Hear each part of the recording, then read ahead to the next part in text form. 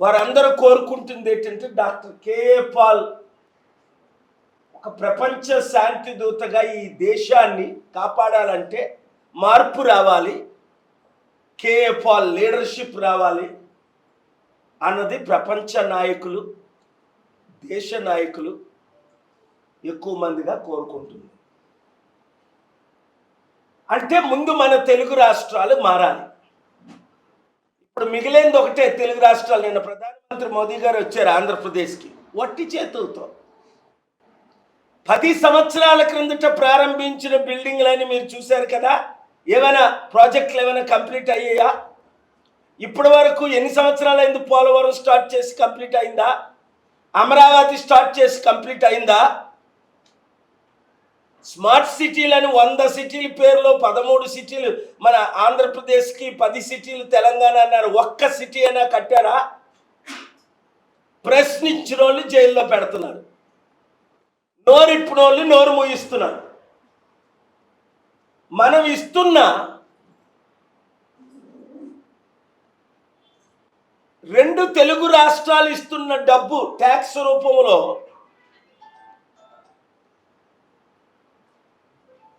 లక్ష కోట్లు అయితే వారు మనకి అన్ని విధాలా తిరిగిస్తుంది 40,000 కోట్లు మాత్రమే. అదే గుజరాత్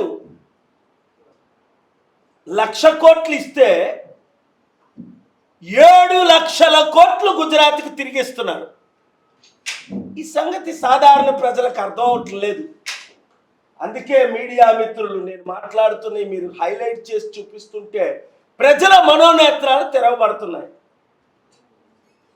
ఇక్కడున్న 2 తెలుగు రాష్ట్రాల్లో ఉన్న అన్ని పార్టీ నాయకులు మోదీకి తొత్తులే, ప్రశ్నించలేరు. లేదు అంటే ప్రశ్నిస్తే ఓటుకు నోటు కేసులో అక్కడ ముఖ్యమంత్రిని, ఇక్కడ ముఖ్యమంత్రిని ఇమీడియట్గా జైల్లో పెడతారు. లాలూ ప్రసాద్ని పెట్టినట్టే, జయలలితను పెట్టినట్టే, కేజ్రీవాల్ని పెట్టినట్టే, మమతా బెనర్జీ అనేక మంది ఎమ్మెల్యేలు, ఎంపీలు పెట్టినట్టే ప్రశ్నించిన ప్రతి నాయకుడిని జైల్లో పెడతారనే భయంతో అక్కడ చంద్రబాబు నాయుడు,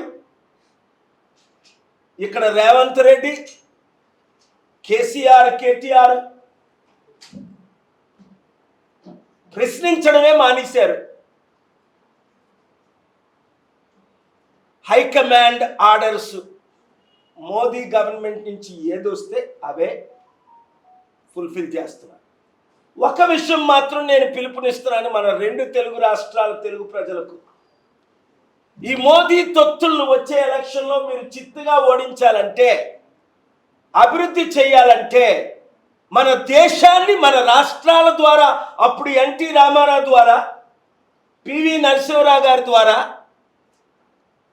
42 ఎంపీల్లో 35, 36, 38 ఒకసారి రాజశేఖర రెడ్డి టైంలో గెలిచినప్పుడు ఏ విధంగా, అలాగే 95 నుంచి 2004 వరకు చంద్రబాబు టైంలో ఏ విధంగా 35 నుంచి 38 ఎంపీలు గెలిచినప్పుడు దేశాన్నే మనం తెలుగు రాష్ట్రాలు శాసించాయో, ఆ పాలన లేకుండా చేయడానికే ఇప్పుడున్న రాజకీయ నాయకులందరినీ మోదీకి తొత్తులుగా చేసుకున్నారు. కాబట్టి ఒక్క ప్రజాశాంతి పార్టీని 7569441275 గ్రూపులు పెట్టి ప్రతి ఒక్కరు 100 మందిని 1000 మందిని చేర్పించి, గ్రూపు పేరే మీ నియోజకవర్గం పేరు, నిజామాబాద్, కరీంనగర్, తణుకు, విజయనగరం, పార్వతీపురం, ఎక్కడైతే అక్కడ ఆ గ్రూపుతో స్టార్ట్ చేసి మీరు త్వరలో గ్రూపులు పెడితే రాష్ట్రాలు బాగుపడతాయి, దేశం బాగుపడుతుంది. సమస్యలు, నిరుద్యోగ సమస్య, అప్పులు, మన దేశం అడుక్కుంటుంటే వరల్డ్ బ్యాంక్ అప్పులు ఇవ్వట్లే. మాట్లాడాలి, చాలా సబ్జెక్ట్స్ ఉన్నాయి కానీ మన దేశాన్ని పట్టించుకునే నాదుడే లేడు. అందుకే ఇంత దాడులు జరిగిన మొన్న కూడా మీరు చూశారు, వ్యాన్స్